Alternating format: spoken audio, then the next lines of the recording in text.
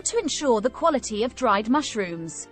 Quality assurance is an essential step in the production of dried mushrooms, as it ensures that the final product is safe to eat and maintains its desired characteristics.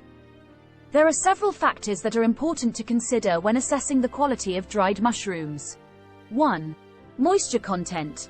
One of the crucial factors in determining the quality of dried mushrooms is their moisture content.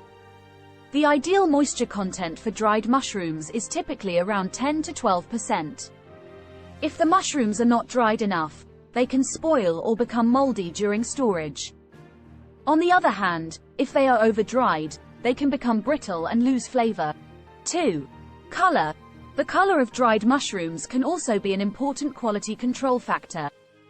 Mushrooms should maintain their natural color as much as possible during the drying process.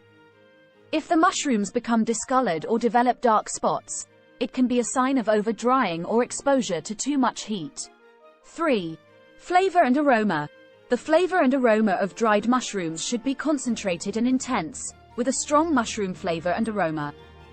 If the mushrooms have a bland or off flavor, it can be a sign that they were not dried properly or that they have been stored for too long. 4. Texture. The texture of dried mushrooms is also important, as they should be firm and slightly pliable, but not brittle.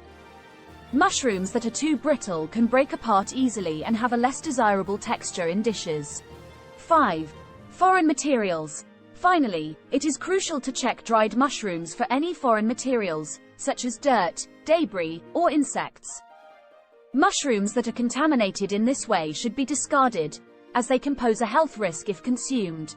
By considering these quality control factors, producers of dried mushrooms can ensure that their products are safe to eat and maintain the desired characteristics. Consumers can also use these factors to assess the quality of dried mushrooms before purchasing or consuming them.